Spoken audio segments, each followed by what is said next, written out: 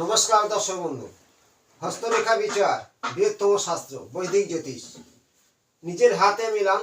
যাদের date of birth নেই তাদের নিজেদের ভাগ্য জানবে কি করে?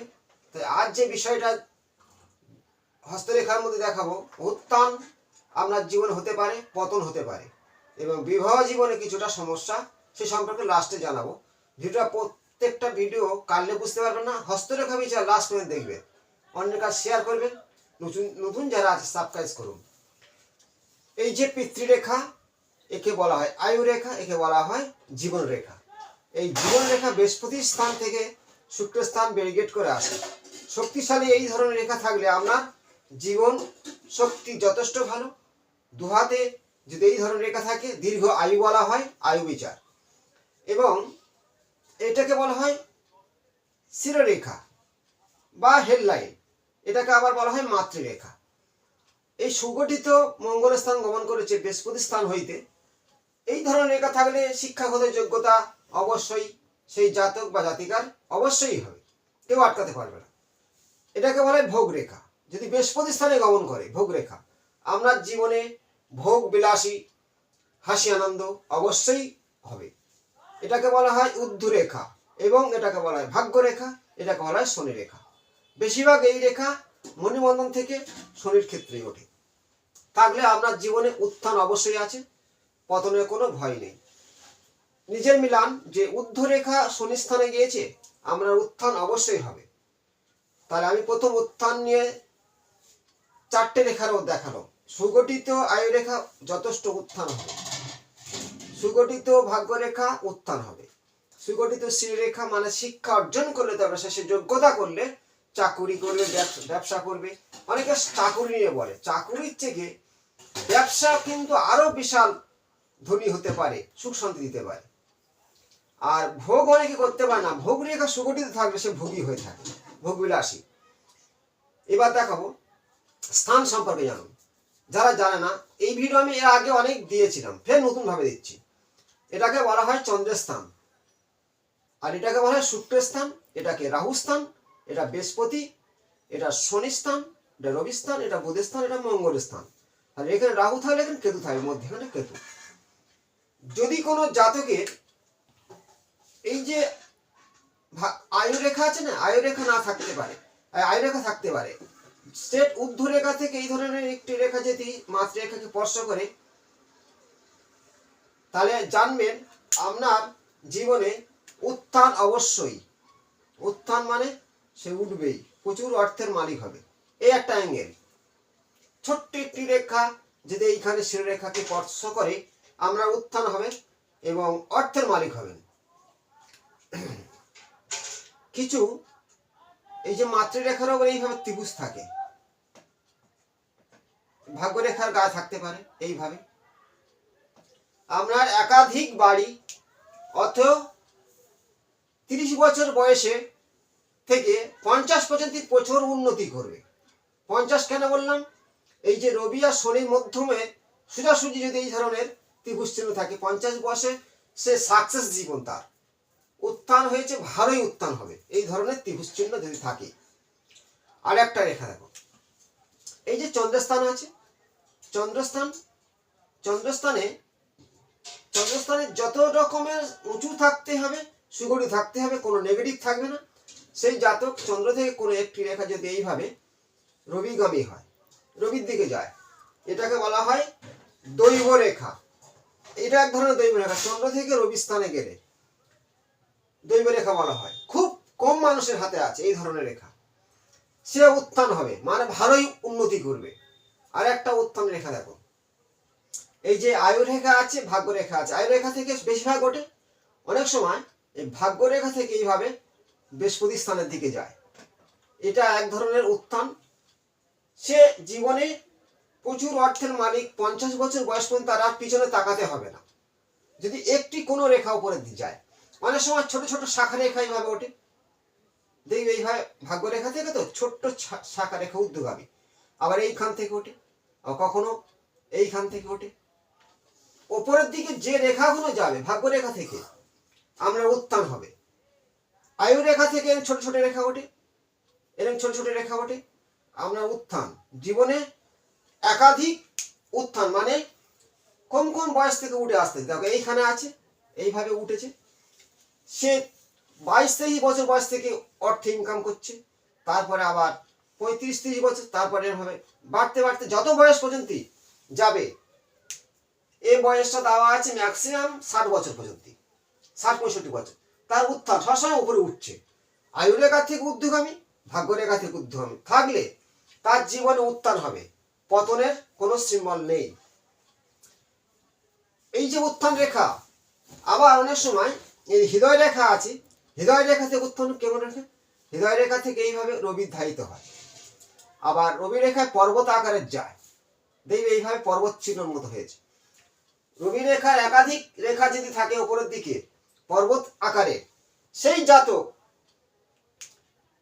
যশ সম্মান খ্যাতি এমনকি সরকারি চাকরিও করতে পারে। আবার এই পর্বত রেখা বৃহস্পতি স্থানে এইভাবে একাধিকভাবে ওঠে। পর্বত কেন বললাম, একটা রেখার সঙ্গে একটা গিয়ে জুড়ে যাওয়া, পর্বত চিহ্ন বলা হয়। বুধের স্থানে একাধিক ঊর্ধ্বগামী রেখা এইভাবে থেকে যায়। এরা বিজনেস করে যথেষ্ট অর্থ উপার্জন করে থাকে, একে বলা হয় উত্থান রেখা। এবং জীবনে উন্নতি, অর্থ, যশ, সম্মান, খ্যাতি, একাধিক মানুষের সঙ্গে সম্পর্ক, এবং যে যে লাইনে যেতে পারে, কেউ সরকারি চাকুরি, সরকারি চাকুরি এখন কিভাবে বুঝবে, একাধিক রেখা যদি রবি রেখা ধারিত হয়, বৃহস্পতি দিকে ধারিত হয়, তারা সরকারি চাকুরির সঙ্গে যুক্ত থাকে। আবার সরকারি চাকুরির থেকে ডবল ইনকাম করে যদি এই ঊর্ধ্ব রেখা থেকে কোনো রেখা বৃহস্পতিগামী হয়, আর কোনো রেখা ঊর্ধ্বগামী থেকে এই মাতৃরেখাকে মানে শিরোরেখাকে স্পর্শ করে। এরা বড় ধরনের বিজনেস করে প্রচুর কোটি কোটি টাকা কামাতে পারে। ছোট ছোট রেখা অল্প কামাবে, তবুও যদি লাখপতি নয়, এগুলো সব কোটিপতি, মানে ঊর্ধ্বগামী রেখার উপর থেকে যে শাখা উপরের দিকে ধারিত হবে, একে বলা হয় উত্থান রেখা। আবার অনেক সময় এই যে মঙ্গলের স্থান, মঙ্গল থেকে কোনো একটি রেখা এইভাবে যদি উঠে রবির দিকে ধারিত হয়, এই রেখাটা আমি প্রচুর যারা মানে সৈনিক, বর্ডারের সৈনিক বা একরকম বলা হয় যুদ্ধাপতি, সাহসিকতা, মঙ্গল থেকে রবিগামী। আবার এরা বড় ধরনের ইঞ্জিনিয়ারিং, বড় ডাক্তার, এরা হল মেডিকেল সায়েন্স নিয়ে বেশিরভাগ পড়াশোনা করে থাকে এই মঙ্গল থেকে রবি রেখা ধারিত হওয়া। যেমন মেষ রাশিতে রবি তুঙ্গস্থ বলা হয়, তেমন মঙ্গলের রবির সম্পর্কটা এতটাই ভালো। তাহলে আমি এই ধরনের ঊর্ধ্ব রেখা দেখালাম, আমরা জীবনে উন্নতি কেমন হবে। এটা দেখ শুক্রস্থান, শুক্রস্থানে একাধিক রেখা যদি এইভাবে যায় পর্বতের আকারে, এইভাবে পর্বতের আকারে যায়, ঠিক খেয়াল করে পর্বত আকারের দিক হয়েছে আপনার শুক্রস্থান, মানে হাত দেখতে গেলে খুব দূর, মানে আতস কাঁচ দিয়ে সূক্ষ্মভাবে দেখতে হবে পর্বতের আকারে ঊর্ধ্ব রেখা আছে। শুক্র দেয় ভোগ বিলাসী, যথেষ্ট তার জীবনে আর্টিস্টার, আর্ট, সিনেমা জগৎ যাবতীয় এই শুক্র দেয়। শুক্র থেকে সৌন্দর্যের বাহার। তাহলে শুক্র যদি এইভাবে ঊর্ধ্বগামী রেখা থাকে, আপনার জীবনে যথেষ্ট উত্থান হবে, পতনের কোনো সম্ভব নেই। দূরপাল্লা মানে দূরের দিকে বিজনেস করে বা দূরের দিকে ইনকাম করতে যায় কারা, এই যে রাহুস্থান আছে না, রাহুস্থানে ঠিক ধ্বজা চিহ্ন ভাবে থাকবে। এরা দূর দিকে ইনকাম করে, মানে দেশ থেকে বিদেশে ইনকাম করতে যায়। আবার চন্দ্র থেকে, দেখো চন্দ্র থেকে বেড়াতে যাওয়া মানে বিদেশ যাত্রা বলা হয়। এটা কিন্তু প্রেম রেখা নয়, বিদেশ যাত্রা এইভাবে রেখা থাকলে বিদেশ যাত্রা বলা হয়।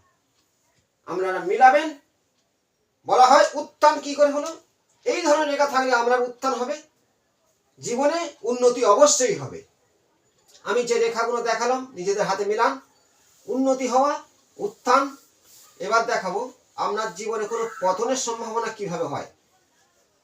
পতন, এটা উত্থান হলো, আবার পতন কিভাবে হয় দেখো। প্রথমেই এই আয়ু রেখা কিন্তু মণিবন্ধনে আসবে না, এই ধরনের রেখা থাকলে এটা শুক্রস্থান, বিবাহ জীবন খুব ভালো নয়। আবার ভাগ্য রেখা মধ্যখানে ভাঙা, শিরোরেখা একটু ঢেউ খেলানো ছোট হবে, হৃদয় রেখা শনিগামী হবে, ভাগ্য রেখা ভাঙা হবে, শুক্রস্থানে একাধিক জালের আঘাত চিহ্ন হবে, এদের বলা হয় উত্থান রেখা নয়। আর নিম্নগামী রেখা, আয়ু রেখা থেকে নিম্নগামী, ভাগ্য রেখা থেকে নিম্নগামী, এই ধরনের শিরোরেখা নিম্নগামী হৃদয় রেখার নিম্নগামী এই ধরনের করাত আকারে হলে জীবনে বিয়ে করে শান্তি নেই, জীবনে সারা জীবন হৃদয়ে দুঃখ কষ্ট, ভালো বুদ্ধি নেই, ভাগ্যরেখা ভাঙা, উন্নতি হয় না, এটা বলা হয় পতন হয়। আবার এই আড়ে রেখা যদি এভাবে কাটে আপনার জীবনে পতন ঘটবে। একাধিক রেখা যদি ছেদ করে আড়ভাবে আপনার জীবনে পতন ঘটতে বাধ্য। উত্থান ও পতনের সম্পর্কে জানালাম। এবার একটি দেখাবো আপনার বিবাহ জীবনে কতটা ভালো কতটা খারাপ। যদিও একাধিকভাবে আমি ভিডিও দিয়েছিলাম বিবাহ জীবন। হৃদয় রেখা বৃহস্পতিগামী, শিরোরেখা মঙ্গলগামী এবং আয়ুরেখা শিরোরেখা থেকে যুক্ত হয়ে শুক্রস্থান, ভাগ্যরেখা সুন্দর। এই শুক্রস্থানটা সুগঠিত গোল উঁচু থাকতে হবে। আর বিবাহ রেখা একটা রেখা থাকবে, যদি এর পাশে ছোট ছোট রেখা থাকে এগুলো বলা হয় সঙ্গী রেখা, এগুলো খুব একটা সমস্যা নয়। এবার বিয়েটা কোন বয়সে হবে? এই রেখা 50 বছর, এই বয়সে বিয়ে হবে, মানে 25 বছর বয়সে। তাহলে বিবাহ জীবন খারাপ হওয়ার কারণ একটা রেখার আবার একটা শাখা তৈরি হয়েছে, বা আর একটা রেখা এই যে এখানে তিল টাইপের আছে, বা আড়ে রেখা এসে এইভাবে রেখাটাকে কেটে দিচ্ছে, বিয়ে বারবার বাধা সৃষ্টি হবে। যদি বিবাহ রেখা এখানে না থাকে অনেকে মলিন টাইপের বিয়ে না হতে পারে। এই বিবাহ রেখা ঝুঁকে গেছে এই দিকে, এইভাবে ঝুঁকে এসছে, ডবল রেখা আছে ঝোঁকা, বা তার মাথায় হালকা করে জবের চিহ্ন আছে, একাধিক বিয়ে হতে পারে। বিবাহ জীবনে এই ধরনের সমস্যা আসতে পারে। আর বিবাহ জীবন সময় আয়ুরেখা খেয়াল করবে এই শুক্রস্থান আছে, শুক্র রেখা এইভাবে থাকতে পারে, কিন্তু আয়ুরেখা শুক্রস্থানের দিকে ভাঙা থাকলে আপনার বিবাহ জীবন কোনো মতে ভালো হবে না। নিজেরা মিলাবেন, মেন আয়ুরেখার গোড়ার দিকে ভাঙা, বিবাহ জীবন ভালো হয় না। তার সাথে মিলাবে এই যে রাহুস্থানে যদি কোনো তিল থাকে, আর রবি ফিঙ্গার এই সূর্য বলা হয়, এখানে কোনো তিল আছে, আর বিবাহ রেখার একটু একাধিক ঝুঁকে এসছে, আমরা বিবাহ জীবন কোনো মতে ভালো নয়। কারোর শিরোরেখার মাথায় জবের আকার আছে, বা মঙ্গল স্থানের তিল, এক কারণে বলা হয় রাহু খারাপ মঙ্গল খারাপ। রাহু মঙ্গল এমনিতে মাঙ্গলিক হয়, আবার রবি খারাপ, সম্মান থাকছে না। এই ধরনের বিবাহ জীবন কোনো মতে ভালো হয় না। বিবাহ জীবন সম্পর্কে কিছু সিম্বল জানালাম, পত্রিকা শেয়ার করুন, ভালো থাকবেন, নমস্কার।